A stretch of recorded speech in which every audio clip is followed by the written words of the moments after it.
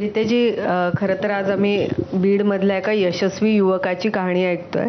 पण गेले काही दिवस आमच्या बातम्यांमध्ये जे बीडमधले युवक दिसतात ते म्हणजे 1200-1400 बंदुकीचे लायसन्सेस, उघड्या गाडीतनं बंदूक हातात घेऊन फिरण्याचे रील्स बनवणं, हे सगळं काय? म्हणजे तुम्ही बीडकडे बघता तेव्हा तुम्हाला काय दिसतंय?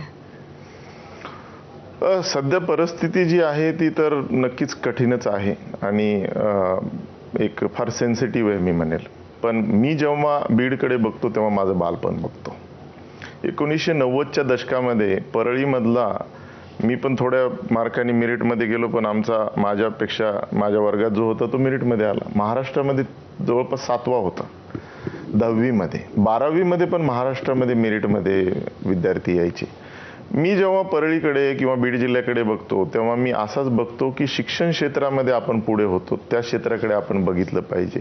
आमची जी रोल मॉडेल आहेत ती बदलली पाहिजेत. आमची रोल मॉडेल जी आहेत ती नेहमीच चुकत असतील. तुम्ही जसं म्हटलात की पिस्तूल घेऊन, बंदूक घेऊन, हातात घेऊन जर फिरणारी लोक असतील तर हा रोल मॉडेल जो आहे तो लगेच होतो. अरे काय काय डेअरिंग आहे त्याच्यामध्ये, काय त्याच्यामध्ये एकदम म्हणजे असं आपण पण बनलं पाहिजे.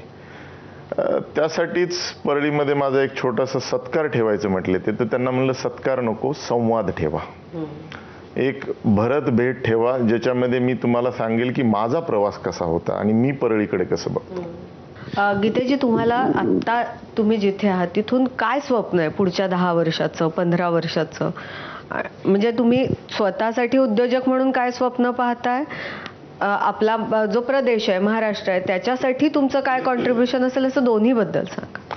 मी स्वतःला कुठे बघतो तर मी उद्योजक म्हणून स्वतःला कमी बघतो, सोशल इंजिनिअरिंग म्हणून बघतो. त्यामुळे मी फक्त उद्योगात अडकलो नाही तर ग्रामीण भागातल्या विद्यार्थ्यांना मदत करणं, COEP सारख्या संस्थेमध्ये आज जग जे आहे ते प्रत्येक सेकंदाला असं इव्हॉल्व्ह होतंय. आर्टिफिशियल इंटेलिजन्स, ब्लॉकचेन आणि मशीन लर्निंग, इंडस्ट्री 4.0 हे काही बजवर्ड राहिले नाहीत. याच्यामध्ये आज हे प्रॅक्टिकली गरजेची गोष्ट आहे. तर त्या सिलेबसमध्ये, करिक्युलममध्ये काही बदल घडवणे इंजिनिअरिंग कॉलेजमध्ये. त्यानंतर जपान, जर्मनी अशा वेगवेगळ्या देशामध्ये जाऊन त्यांची आपली कोलॅबरेशन कशी होतील.